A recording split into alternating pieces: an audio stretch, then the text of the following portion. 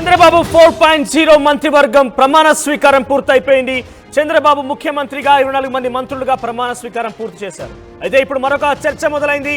Chandrababu cabinet లో ఏ మంత్రికి ఏ శాఖ కేటాయిస్తారనేది చాలా ఉత్కంఠభరితంగా కొనసాగుతోంది చర్చ. ఎందుకంటే దాదాపుగా అందరూ కూడా కొత్త వారే. సుమారుగా 17 మంది 25 మందిలో అంటే చంద్రబాబుతో కలిపి 25 మంది ప్రమాణ స్వీకారం చేస్తే దాదాపుగా 17 మంది కూడా మొట్టమొదటిసారిగా మంత్రివర్గంలోకి అడుగు పెడుతున్న వారని చెప్పాలి. సో ఎవరికి ఏ శాఖ కేటాయించబోతున్న ఉత్కంఠ కూడా కొనసాగుతుంది. అయితే మరొక వార్త ఏంటంటే పెద్ద ఎత్తున ఎన్డీఏ అటు జాతీయంగా కేంద్రంలో ఏ రకంగా అయితే కీలకమైన శాఖల్ని బీజేపీ వద్ద పెట్టుకుందో అదే రకమైన స్ట్రాటజీ చంద్రబాబు నాయుడు కూడా ప్లే చేయబోతున్నారని ఒక ప్రచారం జరుగుతోంది. ఆ రకంగా ఉండే అవకాశం ఎక్కువగా ఉంది. ఎందుకంటే టీడీపీకి సంబంధించిన వారిలో ప్రస్తుతం ప్రమాణ స్వీకారం చేసిన వారిలో 6 గతంలో కూడా మంత్రి పదవి అనుభవించిన వారు ఉన్నారు. సుమారుగా 7 మంత్రి పదవి అనుభవించిన వారు. దాంట్లో నారా లోకేష్ గతంలో మంత్రి పదవిలో పనిచేశారు, మంత్రిగా పనిచేశారు. అచ్చెన్నాయుడు కూడా గతంలో మంత్రిగా పనిచేశారు. కొల్లు రవీంద్ర, నాదెండ్ల మనోహర్ జనసేన నుంచి ఆయన కూడా మంత్రిగా పనిచేశారు గతంలో. అది వైఎస్ఆర్ హయాం కావచ్చు, కిరణ్ కుమార్ రెడ్డి హయాంలో కూడా పనిచేశారు. ఇంకా నారాయణ కూడా మంత్రి వర్గంలో పనిచేశారు. ఇన్ఫాక్ట్ ఎన్ఎండి ఫరూక్ కూడా గతంలో మంత్రిగా పనిచేశారు. ఆనం రామనారెడ్డి మంత్రిగా పనిచేశారు. కొలుసు పార్థసారథి కూడా గతంలో వైఎస్ఆర్ హయాంలో కూడా మంత్రిగా పనిచేశారు. సో ఓవరాల్గా 7 నుంచి 8 మంది గతంలో మంత్రిగా పనిచేసిన అనుభవం ఉన్న వ్యక్తులు ఉన్నారు. మిగిలినందరూ కూడా చాలా కొత్త వాళ్ళు. ఫ్రెష్గా for the first time MLA గెలుపొందిన నేపథ్యంలోనే వాళ్ళు మంత్రివర్గంలోకి అడుగు పెట్టారు, మంత్రిగా ప్రమాణ స్వీకారం చేశారు. చర్చ కొనసాగుతుంది. కీలక పదవులు ఎవరికి రాబోతున్నాయి, కీలక శాఖలకు సంబంధించి ఎవరెవరికి వరించబోతుందని ఒక చర్చ ప్రారంభమైంది. దానికి సంబంధించి ఇప్పటికే అధికారులు కొంత కసరత్తు చేస్తున్నారు. సో మొదట్లో ఈ శాఖలకు సంబంధించి డిసైడ్ అయిన తర్వాతనే మంత్రివర్గంలో కూర్పు జరిగిందని ఒక చర్చ కూడా సాగింది. చూద్దాం మరి ఏం జరగబోతున్నది. ఇదే అంశానికి సంబంధించి మరింత సమాచార ప్రతినిధి రామారావు అందిస్తారు. రామారావు, సో శాఖల వారీగా దీనికి సంబంధించి ఎప్పుడో కొలికి వచ్చే అవకాశం ఉంది. ముందస్తుగానే శాఖలకు సంబంధించి ఒక డెసిషన్ వచ్చాకనే మంత్రివర్గంలో కూర్పు జరిగిన విషయంలో పెద్ద ఎత్తున ప్రచారం జరుగుతుంది. సో ఎటువంటి డెసిషన్ వచ్చింది, ఏ శాఖ ఎవరికి కేటాయించబోతున్న ఒక విషయం ఏం క్లారిటీ ఉంది, అప్డేట్స్ ఏంటి? మనోజ్, ప్రస్తుతం ఏదైతే ముఖ్యమంత్రిగా చంద్రబాబు అలాగే మంత్రులుగా ప్రమాణ స్వీకారం అయిపోయిన తర్వాత ప్రధానంగా మంత్రివర్గ కూర్పు ఏదైతే ఉందో ఏ శాఖలు కేటాయించాలనే దాని మీదనే ఇప్పటికే పూర్తి స్థాయిలో కసరత్తు జరుగుతుంది. చంద్రబాబుతో పాటు పవన్ కళ్యాణ్, నారా లోకేష్ అలాగే బీజేపీకి సంబంధించినటువంటి కీలక నేతలందరూ కూడా సమావేశమయ్యారు. ప్రస్తుతం ఎవరికి ఏ శాఖ కేటాయించాలనే దాని మీద సమావేశం జరుగుతుంది. అలాగే చంద్రబాబుతో పాటు కీలకమైనటువంటి అధికారులు కూడా ఈ సమావేశంలో పాల్గొన్నారు. సో ప్రధానంగా చూసుకున్నట్లయితే ఎవరికి ఏ శాఖలు కేటాయించాలనే దాని మీదనే కసరత్తు జరుగుతుంది. అలాగే జనసేనకు సంబంధించి ఇప్పటికే 3 మంత్రివర్గంలో ఉన్నారు. వాళ్ళకి ఏ శాఖలు ఇవ్వాలి, బీజేపీకి సంబంధించి సత్యకుమార్ క్యాబినెట్ లో చోటు దక్కించుకున్నారు, ఆయనకేం శాఖ ఇవ్వాలి, వీటన్నిటికి సంబంధించి కూడా చర్చ జరుగుతుంది. అయితే ప్రధానంగా చూసుకున్నట్లయితే కీలకమైనటువంటి శాఖలన్నీ కూడా చంద్రబాబు తన వద్దే ఉంచుకుంటారు. అలాగనే తెలుగుదేశం పార్టీకి సంబంధించినటువంటి మంత్రులకు ఇస్తారనే సమాచారం. అలాగనే మరో పార్టీ అయినటువంటి జనసేనకు చూసుకున్నట్లయితే పవన్ కళ్యాణ్ తో పాటు మరో 2 ఉన్నారు. సో వీళ్ళకి సంబంధించి చూసుకున్నట్లయితే జనసేన అధినేత పవన్ కళ్యాణ్ కి డిప్యూటీ సీఎం తో పాటు కీలక మంత్రిత్వ శాఖ ఇచ్చే అవకాశం అయితే కనిపిస్తుంది. అయితే అది హోంశాఖ లేకపోతే ఇక ఇతర శాఖ అనే దాని మీద అయితే మాత్రం క్లారిటీ రానప్పటికీ మరికొద్దిసేపట్లో చంద్రబాబు అధికారులతో అలాగనే జనసేన బీజేపీ నేతలతో చర్చ ముగిసిన తర్వాత మరొక గంటలో మంత్రివర్గానికి సంబంధించి ఎవరెవరికి ఏ పోర్ట్ఫోలియోలు ఇస్తున్నారు, ఏ శాఖలు కేటాయిస్తున్నారా దాని మీద అయితే మాత్రం క్లారిటీ వచ్చే అవకాశం ఉంది. అలాగనే ఎందుకంటే ఈ మంత్రివర్గంలో ప్రధానంగా చూసుకున్నట్లయితే తొలిసారిగా మంత్రి పదవి దక్కించుకున్న వాళ్లే 17 మంది ఉన్నారు. మొత్తం చంద్రబాబుతో కలిపి 25 మంది ఉంటే 17 మంది కొత్త వాళ్లే. సో ఈ నేపథ్యంలోనే కీలకమైనటువంటి శాఖలు అనుభవం ఉన్న వాళ్ళకే ఇస్తారా లేకపోతే కొత్త వాడికి కూడా ఇస్తారా అనే ఒక ప్రచారం అయితే ఉంది. అయితే ప్రధానంగా చూసుకున్నట్లయితే రాజధాని ప్రాంతం కావచ్చు, ఈ సిఆర్డిఏకి సంబంధించి చూసుకున్నట్లయితే అమరావతి డెవలప్మెంట్ కి సంబంధించి చూసుకున్నట్లయితే ఆ గతంలో మంత్రిగా ఉన్నటువంటి మున్సిపల్ మంత్రిగా ఉన్నటువంటి నారాయణ ఈ అమరావతి రాజధాని నిర్మాణం కావచ్చు వీటన్నిటికి సిఆర్డిఏకి సంబంధించి పనులన్నీ చూసుకున్నటువంటి పరిస్థితి ఉంది. ఆయన అప్పట్లో మున్సిపల్ శాఖ మంత్రిగా కూడా పనిచేశారు. సో ఇప్పుడు కూడా సిఆర్డిఏకి సంబంధించి ఎందుకంటే రాజధాని అమరావతి సెంటిమెంట్ ఎన్నికల్లో బలంగా పనిచేసింది. గుంటూరు, కృష్ణా జిల్లాల్లో క్లీన్ స్వీప్ అయినటువంటి పరిస్థితి ఉంది. సో ఈ నేపథ్యంలో రాజధాని నిర్మాణంలో ఆల్రెడీ చంద్రబాబు ప్రమాణ స్వీకారం పెట్టక ముందే అక్కడ జంగల్ క్లియరెన్స్ మొత్తం మొదలైనటువంటి పరిస్థితి ఉంది. సో గతంలో అనుభవం ఉన్నటువంటి నారాయణకే మళ్ళీ రాజధాని నిర్మాణ బాధ్యతలు అప్పగించే అవకాశం ఉంది. అలాగే మున్సిపల్ మంత్రిగా నారాయణకి ఇచ్చే అవకాశాలు అయితే ఎక్కువగా కనిపిస్తున్నట్లు మనకున్నటువంటి సమాచారం. అయితే దీనికి సంబంధించి ఇంకా కసరత్తు జరుగుతుంది. ఇదైతే ఫైనల్ కానప్పటికీ కూడా ఇదైతే చర్చ జరుగుతుంది. ఎందుకంటే ఆల్రెడీ రాజధాని గురించి ఒక క్లియర్ అవగాహన ఉన్నటువంటి వ్యక్తి నారాయణ అప్పట్లో మంత్రిగా ఉన్న నేపథ్యంలో సో ఆయనకి ఇచ్చే అవకాశం ఉన్నట్లు ఒక చర్చ జరుగుతుంది. అలాగనే నెల్లూరు జిల్లాకు సంబంధించి చూసుకుంటే ఆనం రామనారాయణ రెడ్డి ఆయన గతంలో మంత్రిగా పనిచేశారు, ఆర్థిక మంత్రిగా కూడా పనిచేసినటువంటి పరిస్థితి ఉన్న నేపథ్యంలో ఏం జరుగుతుంది, ఆయనకి ఏ పదవి ఇస్తారు అనే దాని మీద కూడా ఒక చర్చ జరుగుతుంది. అయితే నారా లోకేష్ గతంలో ఆయన ఐటీ గ్రామీణాభివృద్ధి శాఖ మంత్రిగా కూడా పనిచేస్తారు. ఈసారి కూడా ఎందుకంటే ఉపాధి అనేది ఈ ఎన్నికల్లో అయితే మాత్రం క్లియర్ గా నిరుద్యోగం పెరిగిపోయింది, రాష్ట్రంలో ఉపాధి అవకాశాలు కల్పించాలని ప్రధానమైనటువంటి డిమాండ్. వైసీపీ హయాంలో రాష్ట్రంలో నిరుద్యోగులు పెరిగిపోయారు, సచివాలయాల్లో వాలంటీర్ల పోస్టులు అనే ఉద్యోగాలు కావు, కేవలం 5,000 రూపాయలకే ఏ ఉద్యోగం అని కూడా చెప్పినటువంటి పరిస్థితి ఉన్న నేపథ్యంలో రాష్ట్రంలో యువతకి ఉపాధి అవకాశాలు కల్పించాల్సిన అవసరం, ఉద్యోగ అవకాశాలు కల్పించాల్సిన అవసరం ప్రస్తుత ప్రభుత్వం మీద ఉంది.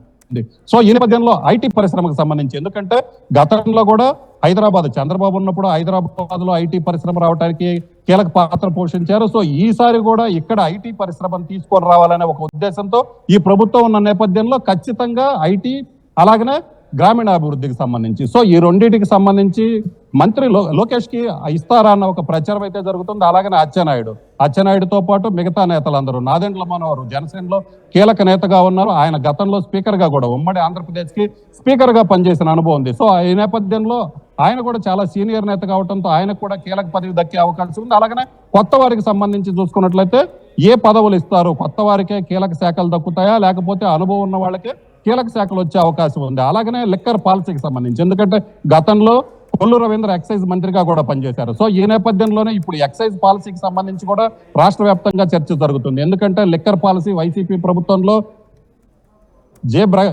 జేబ్రాండ్ మద్యం అమ్మారు, ప్రజల ప్రాణాలతో చెలగాటమాడారన్న ఒక ఏదైతే ఆరోపణ ఉన్న నేపథ్యంలో ఖచ్చితంగా లిక్కర్ పాలసీని అయితే మారుతారు. లిక్కర్ పాలసీకి సంబంధించి కూడా కీలక నిర్ణయం తీసుకునే అవకాశం ఉన్న నేపథ్యంలో ఎక్సైజ్ శాఖగా ఎవరికి ఇస్తారు, గతంలో కొల్లు రవీంద్ర చేశారు, ఈసారి ఎవరికి ఇస్తారు అనేది అయితే మాత్రం చర్చ జరుగుతుంది. మొత్తం మీద అయితే మాత్రం కీలక శాఖలన్నింటినీ సీనియర్లకు ఇచ్చే అవకాశాలు అయితే ఎక్కువగా కనిపిస్తున్నాయి. అయితే జూనియర్లకి ఎవరైతే కొత్తగా మంత్రివర్గంలో వచ్చిన వాళ్ళల్లో కూడా పవన్ కళ్యాణ్ కొత్తగా మంత్రివర్గంలోకి వచ్చారు. ఎందుకంటే ఆయన మొదటిసారి ఎమ్మెల్యేకి గెలిచారు, ఇప్పుడు మంత్రి పదవి వచ్చింది. సో ఈ నేపథ్యంలో అయినప్పటికీ కూడా క్యాపబిలిటీ ఆధారంగా ఖచ్చితంగా కొత్త వారికి కూడా కీలక పదవులు ఇచ్చే అవకాశం అయితే లేకపోలేదన్న చర్చ జరుగుతుంది. అయితే మరో గంట తర్వాత ఏదైతే అధికారులతో జనసేన అధినేత పవన్ కళ్యాణ్, బీజేపీ నేతలతో చంద్రబాబు, సీనియర్ ఐఏఎస్ అధికారులతో కూడా సమావేశమయ్యారు. ఈ సమావేశం తర్వాత ఒక క్లారిటీ వచ్చింది, ఎవరికి ఏ పోర్ట్ఫోలియో ప్రకటించాలనేది అయితే మాత్రం ఒక క్లారిటీ వచ్చే అవకాశం ఉంది. Manoj, thank you Ramarao, thank you for the updates. Overall గా కీలక శాఖలు ఎవరిని వరించబోతున్నాయి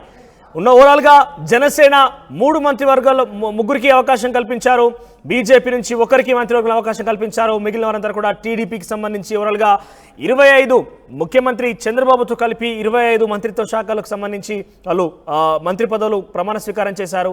సో వీరిలో ఎవరికి ఏ శాఖ లభించబోతుందనే విషయంలో చాలా ఉత్కంఠ రేపుతుందని చెప్పాలి. అయితే సీనియర్లుగా అంటే గతంలో మంత్రి పదవుల్లో పనిచేసిన వ్యక్తులుగా ఉన్నటువంటి పేర్లు కనుక పరిశీలిస్తే నారా లోకేష్, అచ్చెన్నాయుడు, కొల్లు రవీంద్ర, నాదెండ్ల మనోహర్, నారాయణ, ఆ తర్వాత ఎన్ఎండి ఫరూక్, ఆనం రామనారాయణ రెడ్డి, కొలుసు పార్థసారథి గతంలో కొంత మంత్రివర్గంలో పనిచేసిన అనుభవం అయితే ఉంది. సో వీరికి ఏ శాఖ కేటాయించబోతున్నారు, కొత్తగా వచ్చినటువంటి వ్యక్తుల కంటే దాదాపుగా 17 మంది కూడా గతంలో అంటే ఎప్పుడు కూడా మొట్టమొదటిసారిగా మంత్రి పదవులకి వస్తున్న వారు 7 ఉంటే 10 మంది దాదాపుగా మొట్టమొదటిసారి ఎమ్మెల్యేగా గెలిచినటువంటి నేపథ్యంలోనే మంత్రివర్గంలో చోటు లభించింది. ఒకసారి కొత్తగా గెలిచిన వారిలో మనం కనుక పరిశీలిస్తే అంటే ఫర్ ద ఫస్ట్ టైం గెలిచిన వారిలో మంత్రి పదవి చేజిక్కించిన వారి పరిస్థితి కనుక మనం పరిశీలిస్తే కనుక ఫర్ ద ఫస్ట్ టైం గెలిచిన వారిలో సో 10 మంది ఉన్నారు. సో 10 మందిలో మనం పరిశీలిస్తే కనుక సంబంధించి TG Bharat for the first time గెలిచారు. తర్వాత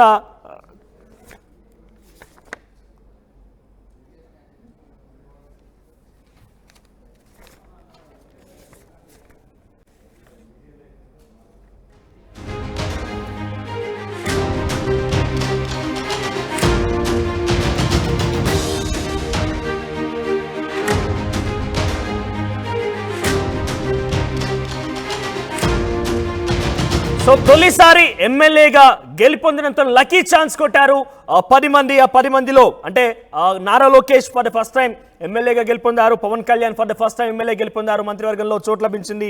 ఇకపోతే Mandipalli Ram Prasad Reddy for the first time MLA గెలిచారు. ఆయన మొదటిసారి ఎమ్మెల్యే గెలిచినటువంటి మొదటి నాలుగులోనే ఆయన మంత్రి పదవిలోకి రాబోతున్నారు, మంత్రిగా ప్రమాణ స్వీకారం చేశారు. వాసం శెట్టి సుభాష్ కూడా మొదటిసారి ఎమ్మెల్యే గెలిచారు, మంత్రి పదవి దక్కించుకున్నారు. టీజీ భరత్ కూడా మొదటిసారి ఆయన ఎమ్మెల్యే గెలిచారు, మంత్రి పదవి దక్కించుకున్నారు. ఎస్ సవిత, కందుల దుర్గేష్ జనసేన పార్టీ నుంచి ఆయన కూడా మొదటిసారిగా ఎమ్మెల్యేగా గెలుపొంది ఆయన కూడా మంత్రి పదవి దక్కిందని చెప్పాలి. సత్యకుమార్ యాదవ్ బీజేపీ నుంచి ఆయన మొదటిసారిగా ఎమ్మెల్యే గెలుపొందారు, ఆయన కూడా మంత్రి పదవి అవకాశం కల్పించడం జరిగింది. కొండపల్లి శ్రీనివాస్ మొదటిసారి గెలిచి మంత్రి పదవిలో చేపట్టారు. గుమ్మడి సంధ్యారాణి కూడా మొదటిసారి ఆవిడ గెలిచారు, తనకు కూడా మంత్రి పదవి లభించి మంత్రిగా ప్రమాణ స్వీకారం చేశారు. అయితే గతంలో ఎమ్మెల్యేగా గెలుపొంది 3-4 సార్లు ఎమ్మెల్యే గెలుపొందినప్పటికీ అప్పుడున్నటువంటి రాజకీయ సమీకరణ దృష్ట్యా, సామాజిక వర్గాల దృష్ట్యా, రాజకీయ ఎత్తుగడల దృష్ట్యా మంత్రి పదవి దక్కకుండా ఫర్ ద ఫస్ట్ టైం ఎమ్మెల్యేగా గతంలో గెలిచినప్పటికీ ఫర్ ద ఫస్ట్ టైం మంత్రి పదవిలోకి చోటు దక్కించుకున్న విషయాన్ని కనుక పరిశీలిస్తే పయ్యావుల కేశవ్ ఇదివరకు 3 సార్లు ఎమ్మెల్యే గెలుపొందినప్పటికీ మొదటిసారి మంత్రిగా ప్రమాణ స్వీకారం చేశారు, మంత్రి పదవి చేజిక్కించుకున్నారు. అనగారి సత్యప్రసాద్, నిమ్మల రామానాయుడు, వంగలపూడి అనిత కూడా సేమ్ గతంలో ఎమ్మెల్యే గెలిచారు, కానీ మంత్రి పదవి దక్కలేదు. ఫర్ ఫస్ట్ టైం మంత్రి పదవి తనకు దక్కింది. నాదెండ్ల మనోహర్, డోలా బాల వీరాంజనేయ స్వామి, గొట్టిపాటి రవి, బీసీ జనార్దన్ రెడ్డిలు పలుమార్లు ఎమ్మెల్యే గెలిచి కూడా మొదటిసారి మంత్రివర్గంలో చోటు దక్కించుకున్నారు. చూద్దాం మరి 17 మంది కొత్త వారు, 7 పాత వారితో ప్రస్తుతం కలయిక జరిగిందని చెప్పాలి. మంత్రివర్గాలకు సంబంధించి మరి టీడీపీకి సంబంధించిన వారిలో ఎక్కువ శాతంగా కొంత సీనియర్లు గతంలో మంత్రివర్గంలో పనిచేసిన వారు ఉన్నారు. మరి వాళ్ళకి ఎటువంటి శాఖలు కేటాయించబోతున్నారు, చంద్రబాబు తన వద్ద ఎటువంటి కీలక శాఖల్ని ఆయన దగ్గర పొందుపరచుకోబోతున్నారు, ఇతర కొత్తగా ఎన్నికైన వ్యక్తుల్లో వచ్చినటువంటి 10 మందికి మొదటిసారిగా మంత్రి పదవి అవకాశం కల్పిస్తే వారికి ఎటువంటి శాఖ కేటాయించబోతూ చూడాల్సిన అవసరం అయితే ఉంది. ఇక మరొక ఉత్కంఠ ఏంటంటే సీనియర్లు ఎందుకు పక్కన పెట్టారు. సీనియర్ల విషయంలో చాలా మంది, సుమారుగా 20-30 మంది సీనియర్లు కూడా ఉన్నారు. మరి ఆ సీనియర్లు ఎందుకు పక్కన పెట్టడం జరిగింది? ఇన్ఫాక్ట్ మనం మాట్లాడుకున్నాం, గోరంట్ల బుచ్చయ్య చౌదరి ఆయన 7 సార్లు ఎమ్మెల్యే గెలుపొందారు. మరి ఆయన ఎందుకు పక్కన పెట్టాల్సి వచ్చిందంటే కూడా కొంత ఉత్కంఠ రేగుతున్న పరిస్థితి. ఇక శ్రీకాకుళం నుంచి కూన రవికుమార్, కొండ్ర మురళి కూడా ఆయన సీనియర్గా ఉన్నారు, ఆయనకి అవకాశం కల్పించలేదు. విజయనగరం నుంచి కళా వెంకట్రావు, వీళ్ళందరూ కూడా గతంలో సీనియర్లుగా ఉన్నారు. సో మరి ఇంతమందికి కూడా ఎందుకు అవకాశం కల్పించలేని విషయంలో ఒక ప్రశ్నగా కూడా తలెత్తున్న పరిస్థితి. చూద్దాం మరి ఏం జరగబోతుంది అనేది.